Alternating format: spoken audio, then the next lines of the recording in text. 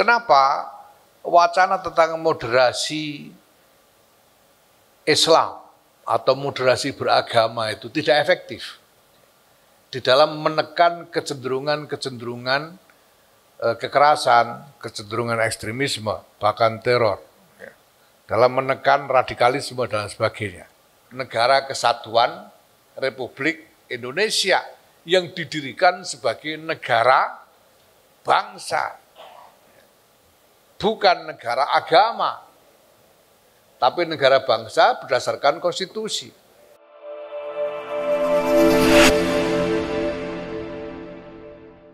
Setelah sekurang-kurangnya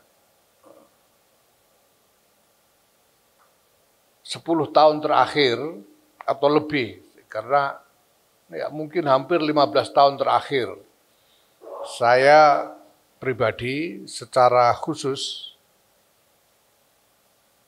melakukan studi tentang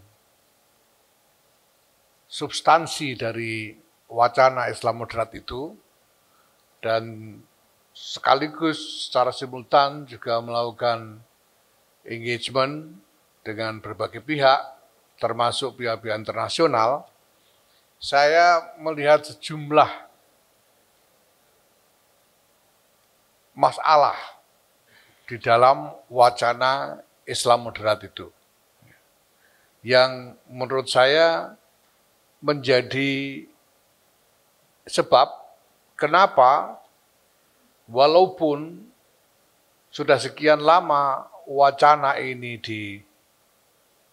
dikembangkan dan disiarkan, tetap saja masalah-masalah terkait dengan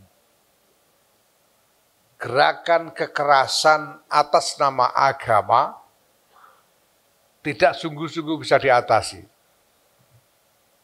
Bahkan di beberapa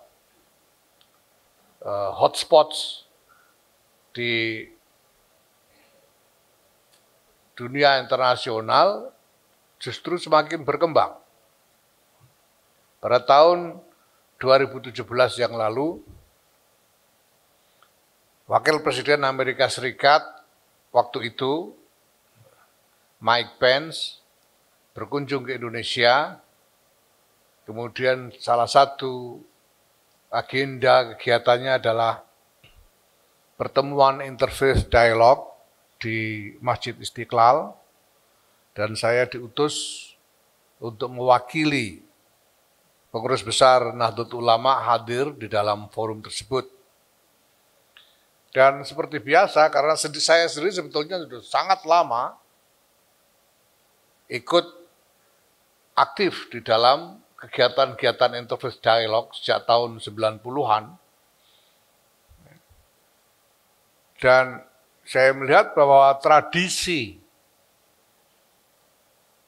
atau model dialog yang dikembangkan dalam forum-forum semacam itu tidak berubah sejak tahun 90-an sampai dengan ya pertengahan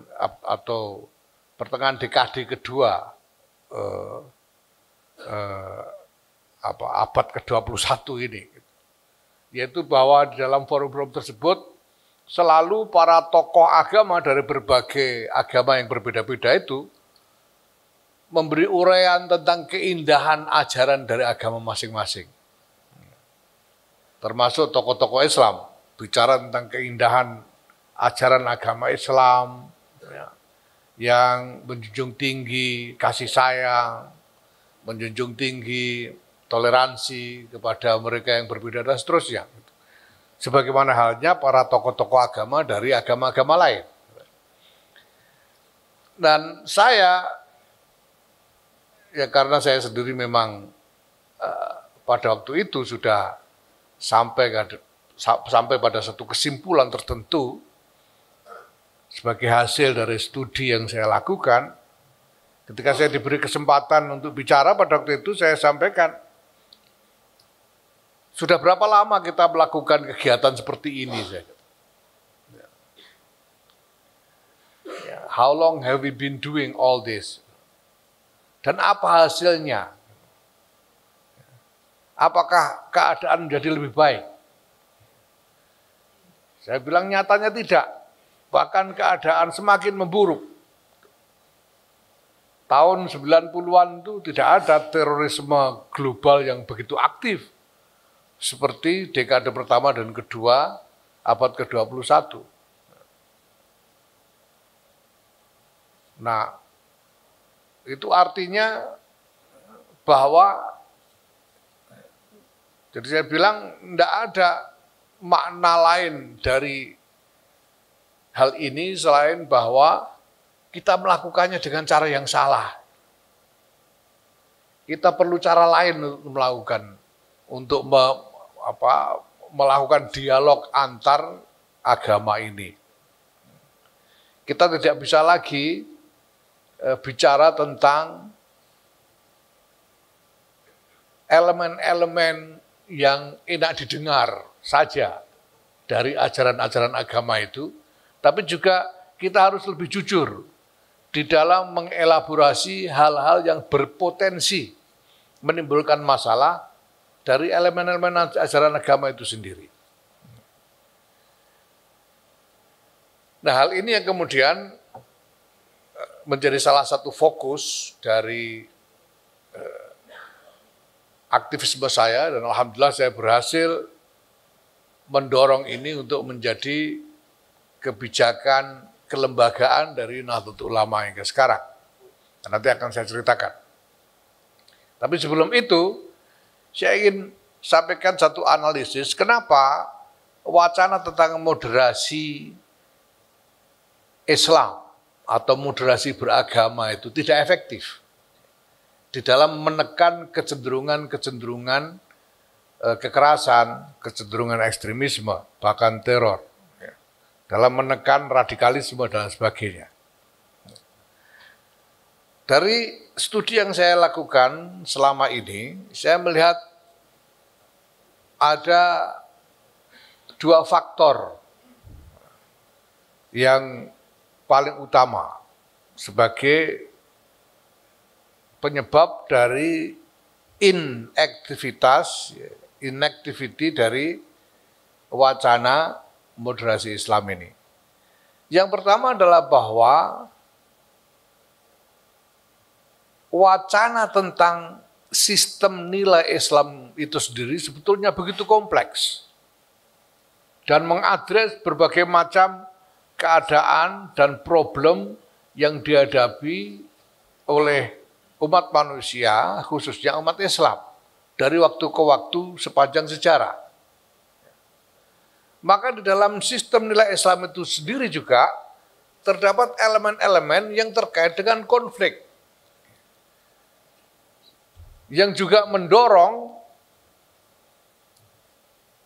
umat Islam misalnya untuk tidak menghindari konflik ketika memang konflik itu niscaya. Dan di dalam sejarah Islam, sepanjang sejarah Islam itu sendiri, ada momentum-momentum konflik besar dan mobilisasi besar terhadap umat Islam untuk engage ke dalam konflik, kekerasan, perang-perang, dan lain sebagainya. Dan itu terjadi sepanjang sejarahnya. Jadi ada elemen-elemen di dalam sistem nilai Islam yang memang mendorong konflik. Di samping memang ada elemen-elemen yang mendorong perdamaian, mendorong kesetaraan, keadilan, kasih sayang, dan sebagainya. Nah, kalau kemudian yang dibicarakan hanya elemen-elemen yang favorable saja, elemen-elemen yang lebih disukai, yang terkait perdamaian dan toleransi saja, sementara elemen-elemen yang terkait konflik tidak dibicarakan, tidak ada diskusi tentang elemen-elemen nilai yang mendorong konflik itu, ya orang masih akan tetap dalam keadaan-keadaan tertentu mencari rujukan kepada pembenaran-pembenaran kekerasan dan konflik. Dan itu terjadi di mana-mana. Itu yang namanya Al-Qaeda, mereka ini membangun ideologinya juga berdasarkan elemen-elemen dalam sistem nilai Islam. Mereka pakai ayat-ayat Quran, pakai hadis, dan lain-lain. ISIS itu juga sama, pakai dalil-dalil Quran, hadis, pendapat para ulama yang otoritatif, dan lain sebagainya. Karena memang ada elemen-elemen dalam sistem nilai Islam yang mendorong konflik. Nah, ini faktor yang pertama. Faktor yang kedua adalah bahwa komunitas Islam di mana-mana sampai sekarang ya, masih potensial mengalami exposure hubungan yang problematis dengan kelompok-kelompok identitas lainnya. Seperti yang sekarang terjadi misalnya di Palestina, antara kelompok Arab Muslim dengan Yahudi Israel. Ini bukan hanya soal bukan hanya soal politik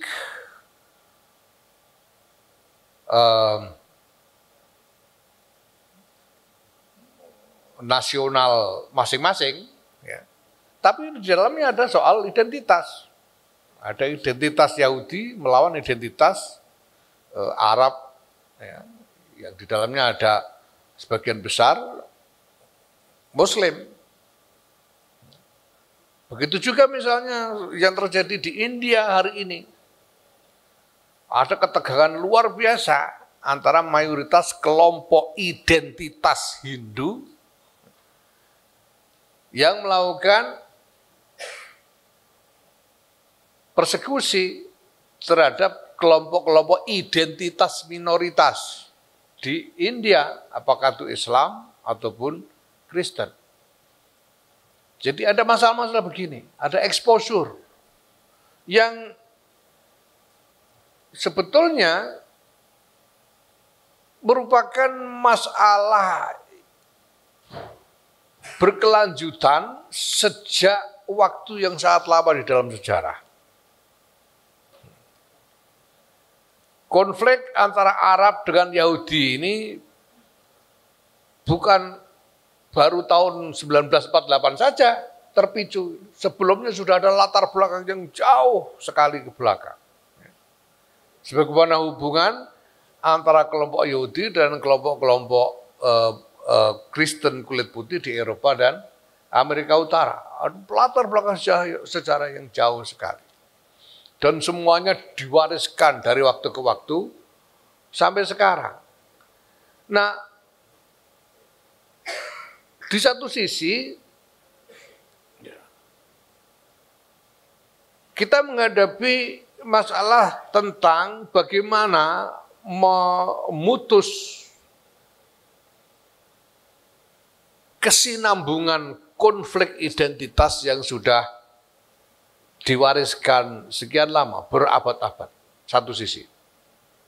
Di sisi lain kita juga menghadapi masalah ketika kemudian seringkali ada tema konflik yang sebetulnya tidak berakar pada agama, ya.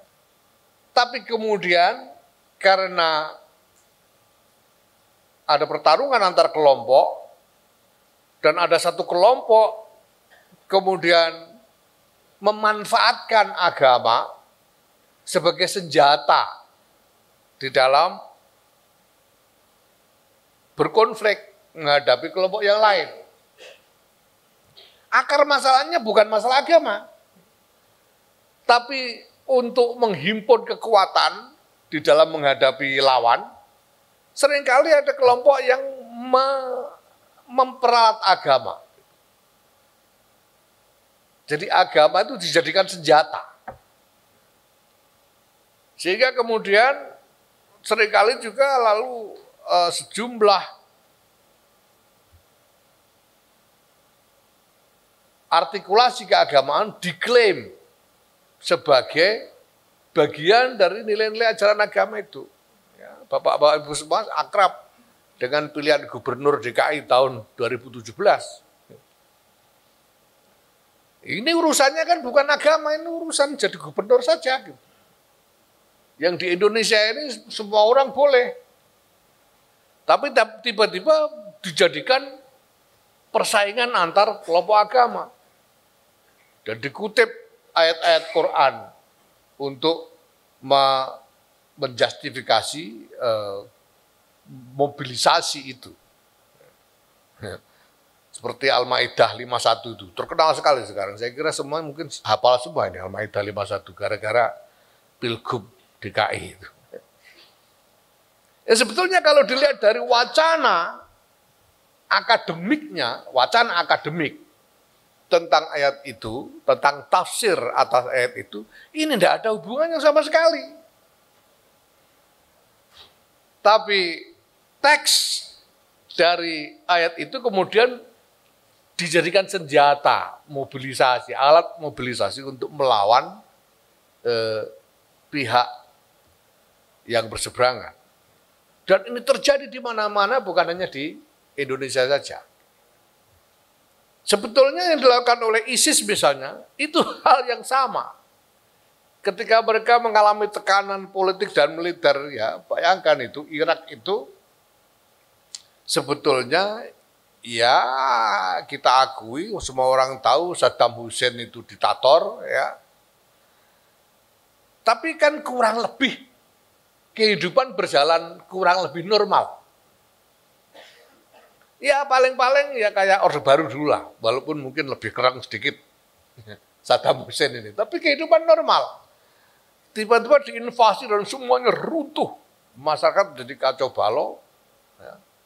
Sehingga muncul kelompok-kelompok yang kemudian ingin melakukan perlawanan terhadap kekuatan yang menginvasi itu dan menjadikan Islam sebagai senjata konsolidasi. Jadi ada konteks-konteks sosial politik yang potensial memicu diperalatnya identitas agama sebagai senjata di dalam konflik antar kelompok, di dalam konflik antar kepentingan. Ini muncul dari waktu ke waktu. Nah, tema ini sebetulnya tema yang kuno sekali. Tema tentang konflik antar identitas agama ini. Ya kita harus lihat juga bahwa sebetulnya dalam sejarah Islam sendiri sejak awal ini dipenuhi narasi tentang konflik antara kelompok Muslim atau kelompok mukmin dengan kelompok non-Muslim. Perang di Jazirah Arab ini lepas dari analisis tentang sebab musababnya. Ya. Lepas dari analisis tentang sebab musababnya. Karena kalau kita bicara tentang analisis sebab musabab, ya orang bisa melihat ini sebagai justifikasi lah, sebagai apa namanya apologi dan lain sebagainya. Tapi lepas dari semua itu, jelas faktanya sejak masa yang sangat awal sudah terjadi konflik antara kelompok Muslim dengan kelompok non-Muslim di Jazirah Arab. Nabi Muhammad SAW harus berhijrah dari Makkah ke Madinah karena konflik itu. Dan kemudian pertempuran terjadi dengan berbagai kabilah Arab yang lain, ya karena itu.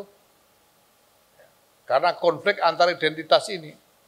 sebelum kemudian setelah sekitar 23 tahun kerasulan, seluruh Jazirah Arab berhasil ditundukkan di bawah kepemimpinan Nabi Muhammad SAW. Tapi konflik. Dan sesudah itu konflik berlanjut.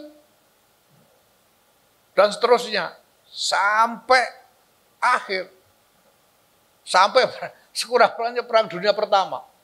Perang Dunia Pertama itu kan konflik antara Islamic Imperium melawan Christian Europe pada dasarnya. Konflik agama juga temanya itu. Jadi antara Imperium Turki Utsmani melawan kerajaan-kerajaan Kristen Eropa. Demikian juga misalnya kerajaan Mughal di India yang berhasil menaklukkan hampir seluruh anak benua India itu juga sejarahnya adalah sejarah konflik yang tidak berkeputusan dan lain sebagainya. Nah sehingga sebetulnya selama lebih dari 13 abad ya, telah terbentuk mindset konflik atas nama kelompok identitas Muslim menghadapi kelompok identitas non-Muslim. Kalau sejarah ini terjadi terus-menerus selama 13 abad lebih, bisa dimaklumi kalau mindsetnya memang seperti itu. Nah, tapi kemudian sejarah menemui momentum yang luar biasa dengan dua perang besar, Perang Dunia Pertama dan Perang Dunia Kedua, yang kemudian melahirkan konstruksi sosial politik yang baru, yang belum pernah dikenal sebelumnya. Yang pertama adalah bahwa di kalangan komunitas-komunitas Muslim secara global diperkenalkan konstruksi negara yang baru, yang unprecedented sebetulnya.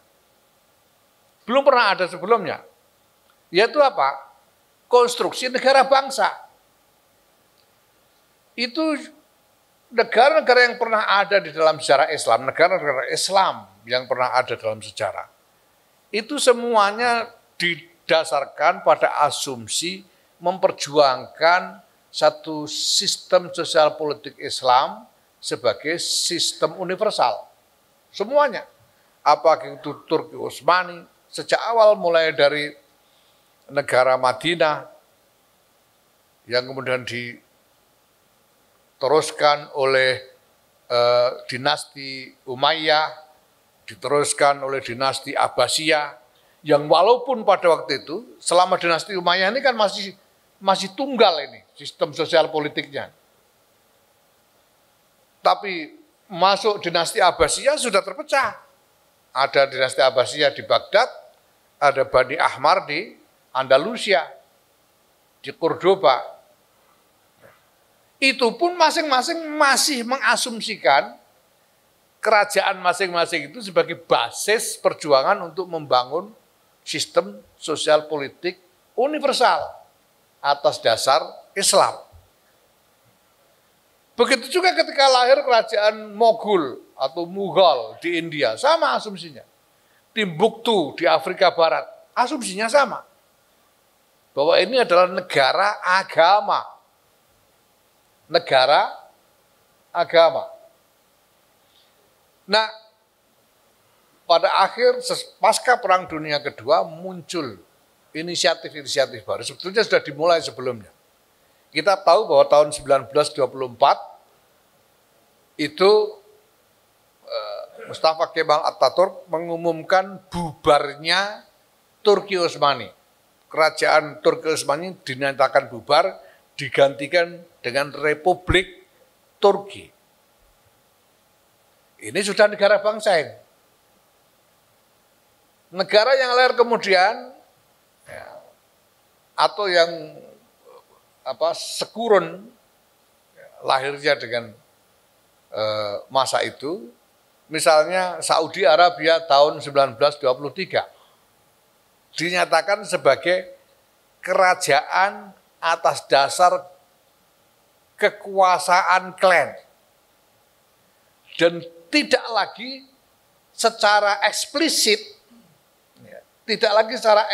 menyebut dirinya sebagai teokrasi. Karena kerajaan Saudi itu sejak awal disebut sebagai Al-Mamlakah Al-Arabiyah As-Saudiyah, tidak ada Islamnya itu. Kerajaan Arab Saudi, bukan kerajaan Islam lagi sudah. Nah, ini konstruksi yang baru.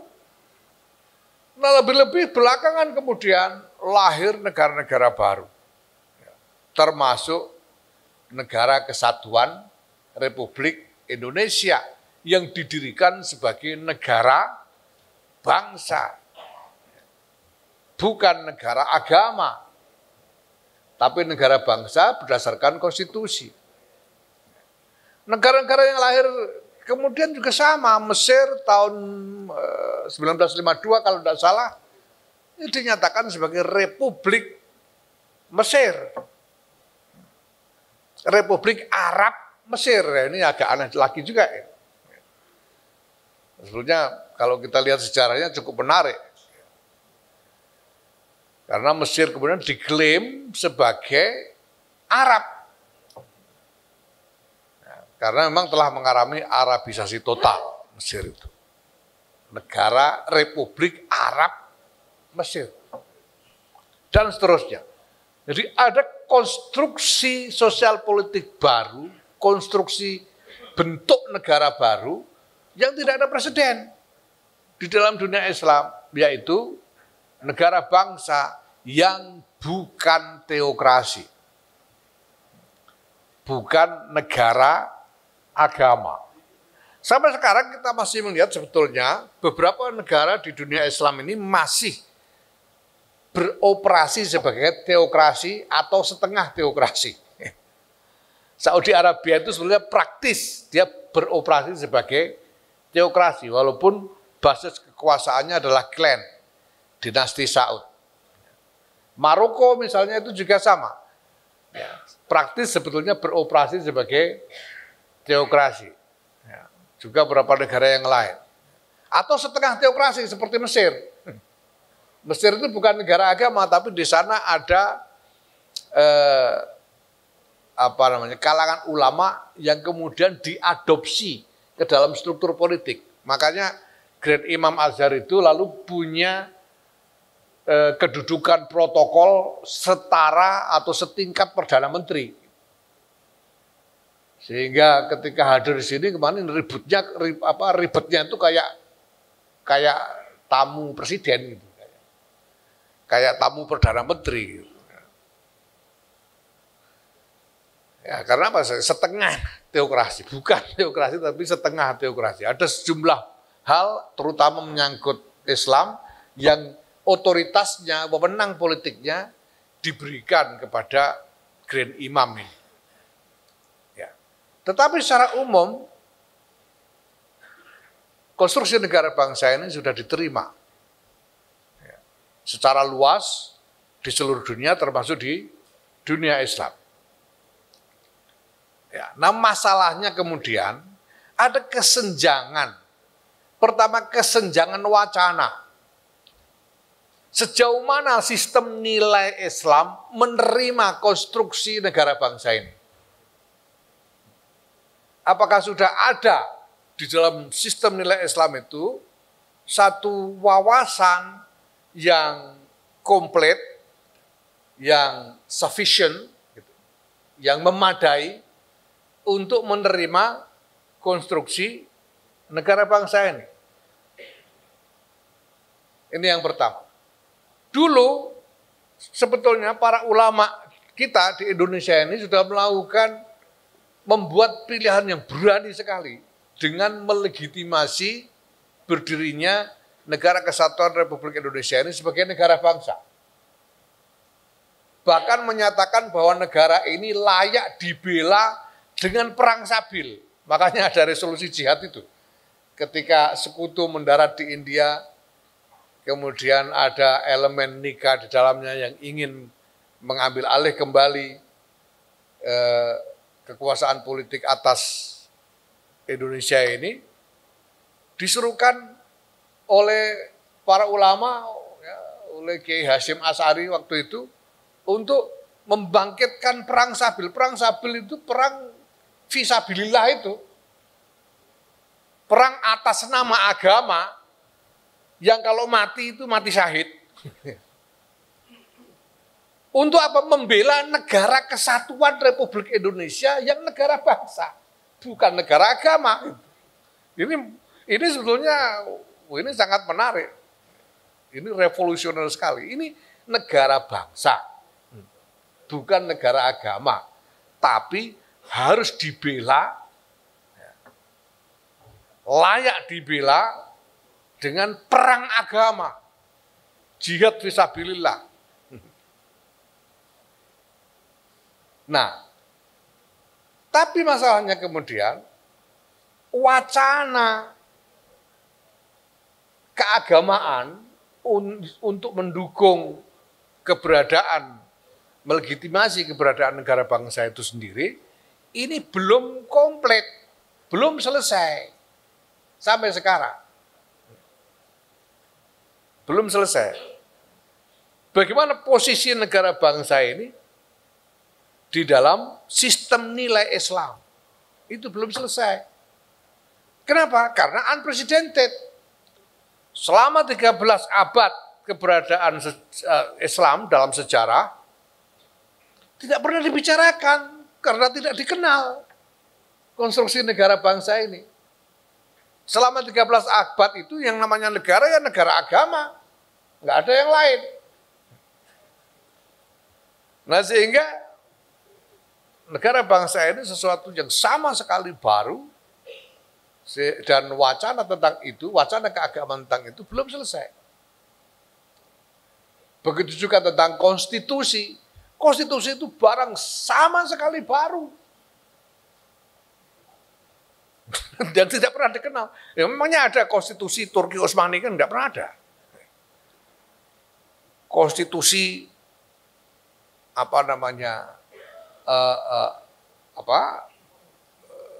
Daulah Utsmaniyah enggak ada. Konstitusi barang sama sekali baru, tidak pernah dikenal sebelumnya. Nah, maka Bapak sekalian, ya, untuk memotong alur ini supaya lebih pendek, alur nalar ini supaya lebih pendek, ya. Kenyataannya memang ada ketegangan yang belum selesai antara wawasan keagamaan, dalam hal ini wawasan keislaman, dengan wawasan konstitusi. Tahun sekitar awal 90-an, itu Gus Dur memberi saya kopi, fotokopi makalah beliau untuk satu seminar internasional di Thailand tentang constitutionalism. Waktu itu. Dan di situ beliau ulas bagaimana ketegangan ini terjadi. Kita tahu konstituante itu waktu itu ketika mereka mendiskusikan dasar negara yang baru, konstitusi yang baru untuk Indonesia ini, yang sangat kuat di situ adalah tuntutan untuk membentuk konstitusi negara Islam. Sejak awal Piagam Jakarta itu diwarnai oleh aspirasi untuk memberikan kedudukan khusus istimewa kepada Islam di dalam konstruksi negara ini. Maka rumusan Pancasilanya kan pada mulanya ketuhanan yang Maha Esa dengan kewajiban menjalankan syariat Islam bagi pemeluknya. Itu memberikan kedudukan khusus. Seolah-olah pemeluk Kristen tidak wajib menjalankan syariatnya Kristen gitu. Seolah-olah gitu. Pemeluk agama lain tidak berkewajiban menjalankan agamanya masing-masing, seolah-olah begitu. Ini sekedar memberi ekspresi tentang keistimewaan Islam di dalam ini yang kemudian harus melalui negosiasi yang cukup ketat sehingga akhirnya dihapus 7 kata itu. Karena kita mau semuanya setara. Tidak ada yang diistimewakan. Tapi dalam konstituante jelas sekali tuntutan untuk membentuk negara Islam itu kuat sekali. Kuat sekali sehingga tidak terselesaikan. Sampai akhirnya Bung Karno mengeluarkan dekret 59 untuk kembali ke UUD 45. Ketegangan itu sudah ada sejak awal. Dan sampai sekarang itu masih menjadi semacam semacam impuls yang nyaris naluriah. Impuls yang nyaris naluriah. Ketika negara atau pemerintah nasional berkurang koherensinya, berkurang kekuatannya, itu sering muncul di bawah itu kecenderungan lagi-lagi impuls untuk menaikkan simbol-simbol identitas ke dalam konstruksi sosial politiknya. Kita tahu pada waktu reformasi itu, saya ingat dulu ada dibentuk panitia persiapan penerapan syariat Islam di Sulawesi Selatan. Kemudian setelah kita sepakati otonomi daerah, ada daerah-daerah yang tiba-tiba membuat perda-perda syariat. Ketika masalah GAM, kita capai kesepakatannya, mereka minta kekhususan dalam pelaksanaan syariat sampai sekarang, sehingga punya konon sendiri. Ini masalah serius loh ini. Fundamental ini. Bagaimana mungkin di dalam satu negara ada 2 sistem hukum? Ada hukum yang berlaku khusus untuk satu daerah. Ini persoalan besar yang saya kira Lemhanas harus diskusi ini. Gimana ini mendudukkan perkaranya ini. Jadi sampai sekarang masih. Nah maka kemudian kami di dalam Nahdlatul Ulama ini, kami sekarang mulai membangun wacana tentang bagaimana mendudukkan konstruksi-konstruksi sosial politik baru ini ke dalam keseluruhan sistem nilai Islam secara secara pas gitu. Supaya pertama kita tidak mengingkari masalah yang memang ada. Kedua, kita tidak kita itu maksud saya umat Islam ini, ya, supaya tidak bermuka dua. Kalau ngomong di luar toleransi, kasih sayang, gitu, tapi ngomong di dalam kita harus melawan kafir misalnya. Ini bermuka dua. Karena apa? Wacana yang belum selesai. Nah ini harus diselesaikan. Itu sebabnya kami membangun sekarang wacana tentang apa yang kami sebut fikih peradaban. Yang asumsinya adalah bahwa peradaban ini berubah. Ada peradaban baru yang unprecedented. Yang tidak ada presiden sebelumnya. Yang harus ditanggapi dengan sungguh-sungguh berdasarkan perspektif syariat Islam. Secara adil. Jadi tidak asal aur-auran, yang penting Islam lawan kafir, tidak boleh begitu. Tapi harus betul-betul didudukkan secara adil untuk kemaslahatan seluruh umat manusia. Nah, ini yang harus didudukkan. Sehingga misalnya sekarang, kalau dulu dunia itu memang merupakan rimba pertarungan antar identitas, dulu itu, sejak zaman kuno, ribuan tahun. Ribuan tahun dunia ini rimba pertarungan antar identitas. Sudah ada sekian etnik yang punah karena tumpas oleh konflik identitas. Ditumpas sampai ke akar-akarnya. Itu ribuan tahun biasa, udah praktek yang biasa dan memang menjadi konstruksi peradaban. Bahwa siapa yang kuat, ya dia boleh menyerbu yang lemah kapan saja, di mana saja. Makanya misalnya konsep tentang perbatasan definitif bagi satu negara itu baru ada sesudah Perang Dunia Kedua, sebelumnya nggak ada.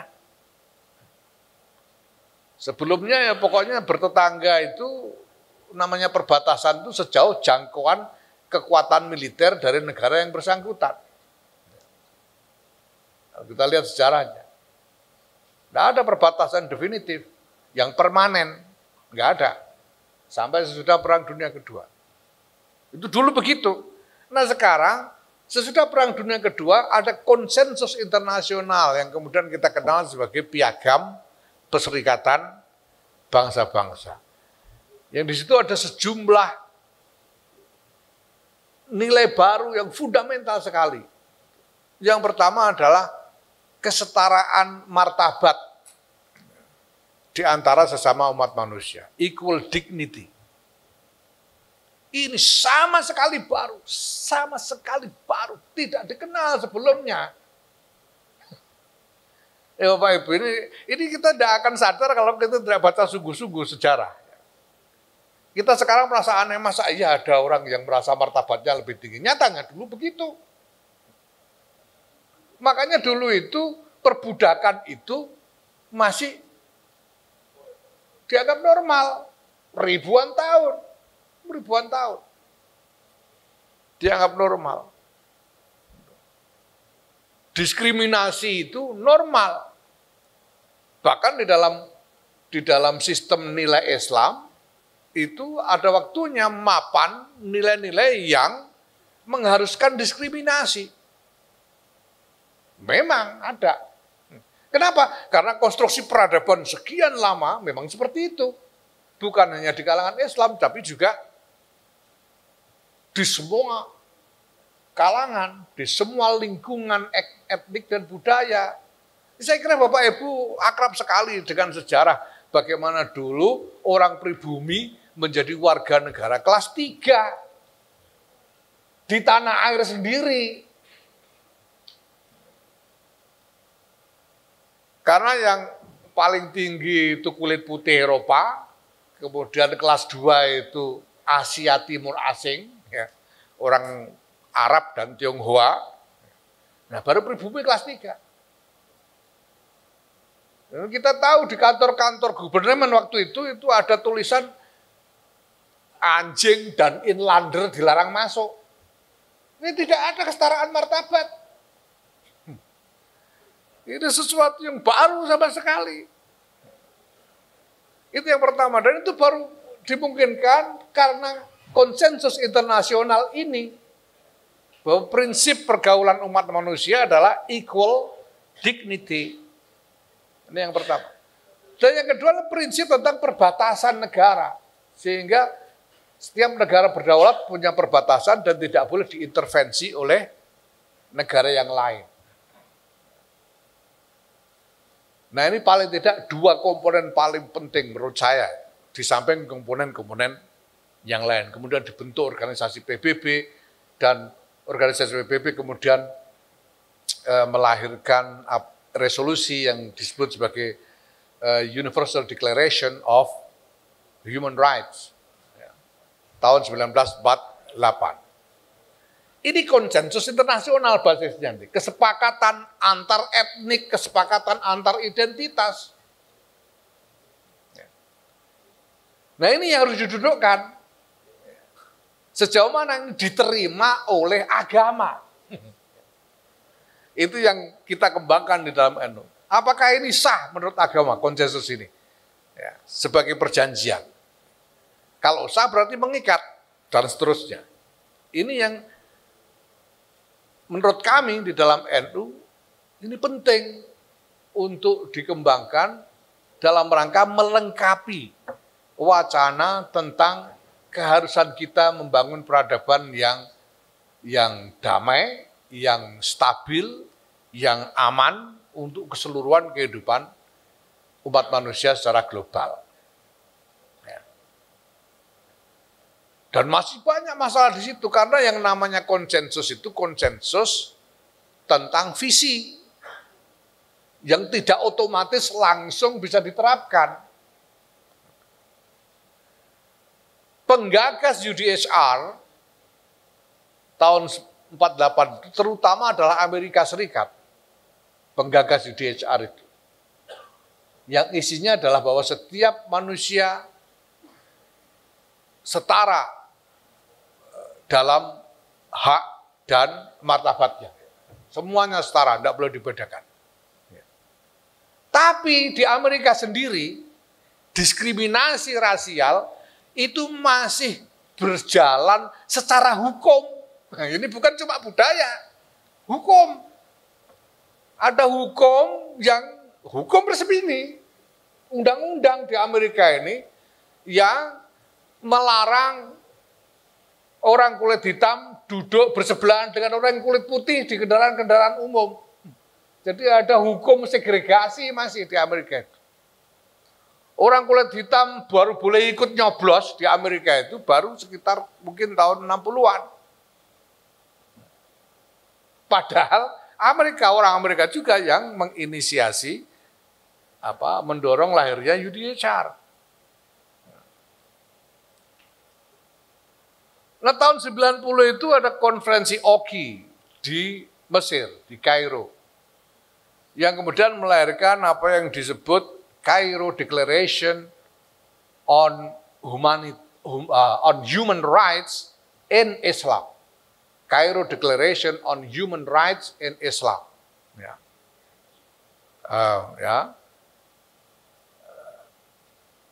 CDHRI. Tahun 90. Boleh silakan nanti browsing, dicari dan dibaca isinya. Yang saya tangkap baca isi, di situ ada tuduhan, di situ ada artikulasi menolak UDHR. Pada dasarnya artikulasi menolak UDHR. Alasannya apa? Alasannya karena di deklarasi Kairo itu menuduh bahwa UDHR itu gagasan yang lahir dari tradisi Yudeo-Kristen.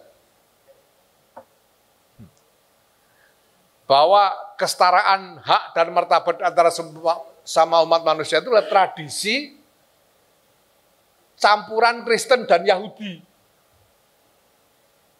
Salah satu tujuannya itu. Nah ini sebetulnya untuk sekedar menutupi impuls ya konflik identitas atas nama Islam. Kenapa? Karena tidak benar bahwa UDHR itu dari tradisi Yudeo-Kristen, itu tidak benar sama sekali. Tidak ada sebelumnya tradisi kesetaraan hak dan martabat di antara sesama manusia baik dalam agama Kristen maupun Yahudi. Tidak ada. Kristen di Amerika masih mendiskriminasi orang kulit hitam. Kristen di Eropa masih mendiskriminasi orang Yahudi. Orang Yahudi masih menganggap dirinya lebih mulia di antara seluruh umat manusia. Bukan dari itu. Ini gagasan yang baru yang didasarkan pada satu wawasan filosofis untuk membangun konstruksi peradaban baru yang lebih damai, lebih stabil, lebih aman. Dari satu konstruksi yang lebih damai itu artinya yang bisa mencegah konflik. Mencegah konflik itu tidak ada cara lain selain dengan menegakkan keadilan untuk semua. Selama masih ada ketidakadilan pada sebagian kelompok di antara yang lain, tidak mungkin konflik bisa dicegah. Pasti akan melawan. Tidak ada manusia ditindas tidak melawan, pada akhirnya pasti melawan. Ini sebetulnya wawasannya. Nah ini hal-hal sekali lagi adalah wawasan yang baru sama sekali, yang kemudian ditawarkan dan diterima sebagai konsensus internasional. Nah sekarang tinggal bagaimana kita menyelesaikan bangunan wawasan keagamaan yang bisa mendudukkan ini secara baik, mendudukkan konstruksi baru ini secara baik dalam sistem nilai agama itu, sehingga ke depan orang udah tidak bisa lagi beralasan untuk menolak konstruksi ini. Ini sudah jadi kesepakatan.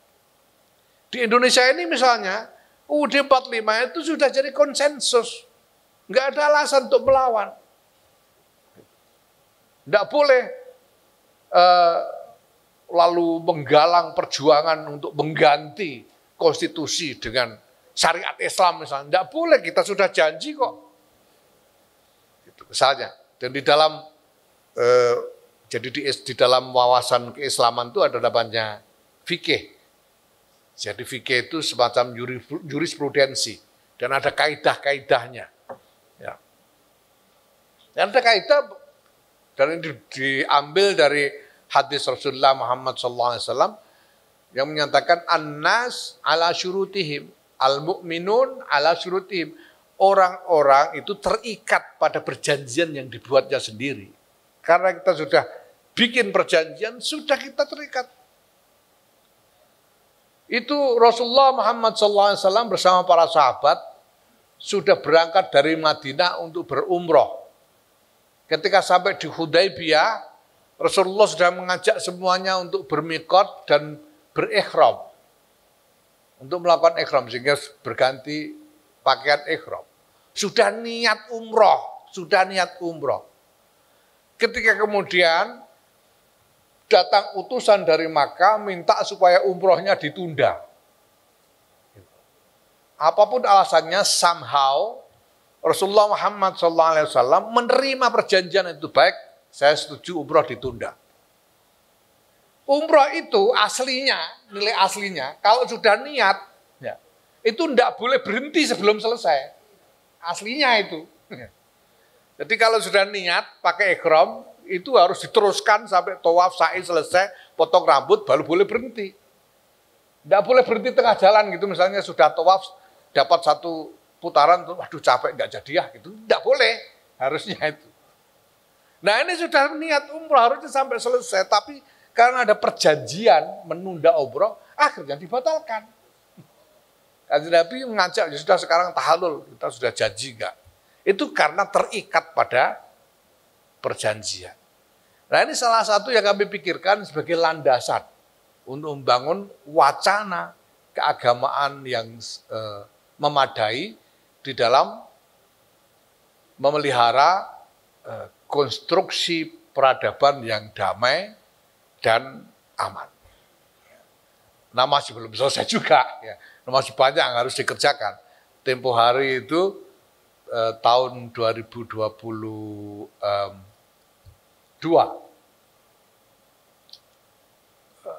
maaf 2023, ya, Februari 2023, ketika kita memperingati 1 abad NU, kita gelar muktamar internasional yang tentang ini, dan masalahnya banyak.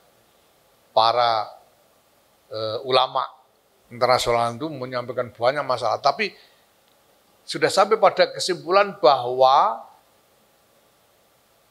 piagam PBB sebagai konsensus yang merupakan perjanjian di antara umat manusia itu sah. Nah, tapi di dalamnya masih ada banyak sekali masalah yang harus dibicarakan. Nah, tapi pada dasarnya sebetulnya kalau kita ingin menemukan jalan keluar yang tuntas dari masalah ketegangan antara agama dengan konstruksi sosial politik modern, maka kita harus bicarakan juga semua elemen-elemen terkait dengan sistem nilai agama ini. Karena konstruksi sosial politik yang kita punya hari ini adalah konstruksi yang sama sekali baru, yang tidak ada presiden sebelumnya. Tapi secara filosofis, ya, secara rasional, kita bisa melihat bahwa ini satu-satunya konstruksi kesetaraan martabat dan hak ini satu-satunya. Kalau enggak pakai ini, ya kita perang terus selama-lamanya. Maka kalau sudah ada kesepakatan ini, ya mari kita pertahankan demi kemaslahatan peradaban seluruh umat manusia. Saya kira demikian sebagai sekedar ya lontaran gagasan dari saya. Silakan kalau ada dialog selanjutnya. Allahul muwaffiq ila aqwamit thoriq. Assalamualaikum warahmatullahi wabarakatuh.